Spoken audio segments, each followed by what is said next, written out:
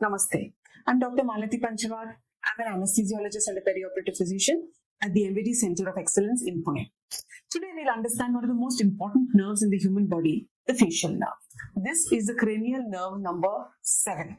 This single nerve is responsible for your facial expressions, tear and saliva production, taste, and it even helps protect your ears from loud sounds. Let's explore how it works. In the last part of this video, we talk about what Bell's palsy and hemifacial spasm are. So do watch till the end. So what exactly is this facial nerve? The facial nerve is the 7th cranial nerves and it comes out from the brainstem, specifically the pons. It travels through a bony canal in the skull called the facial canal and comes out just in front of your ear. From there, it branches out like a tree to supply different muscles of the face. That's why damage to this nerve, like in Bell's palsy or after parotid gland surgery, that is the one side of your face. So what does the facial nerve control? The facial nerve has both motor as well as sensory functions and even some parasympathetic functions. So let me break it down in very simple words.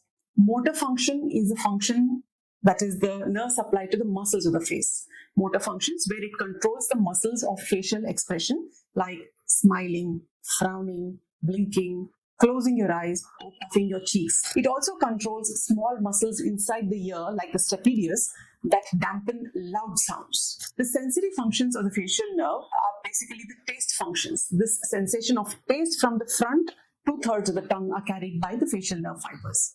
It also has parasympathetic functions where it helps to produce tears via the lacrimal gland or produce saliva via the submandibular and the sublingual glands.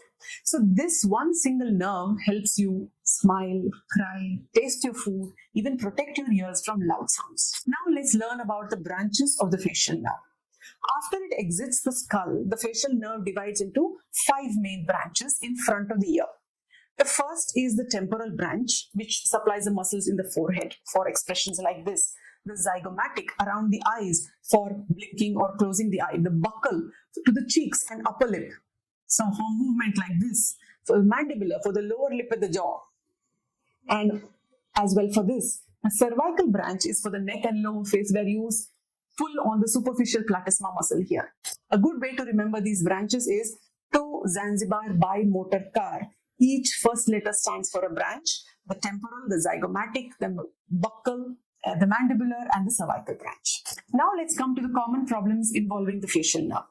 When the facial nerve gets damaged or irritated, we may see 2 conditions, either the Bell's palsy or hemifacial spasm. Both are different from one another. Bell's palsy is sudden weakness which appears on one side of the face, whereas hemifacial spasm is the exact opposite, increased activity of muscles on one side of the face. In Bell's palsy, the symptoms can include inability to smile or close the eye on the affected side.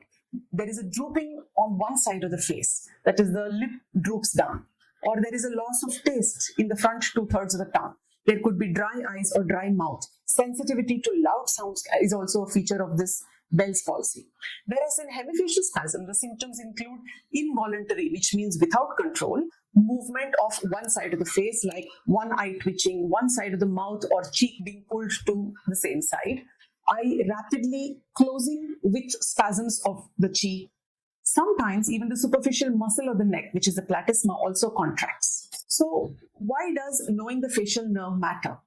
The facial nerve is essential not just for function, but it's also very essential for our identity because our expressions show emotion, communication, personality, and all of this contribute to a person's identity. All of these affect our confidence and our ability to interact with other human beings. That is why a problem with this nerve is not only a cosmetic problem, but can affect one's psychology as well. The facial nerve helps us move our face, taste food, produce tears and saliva, and much more. It's a small nerve with a big responsibility and an even bigger personality. And thank you for watching this one. If you found this useful, do like, share and subscribe to our channel for more simple explanations on brain and nerve health. Thank you, Namaskar and Jai Hind.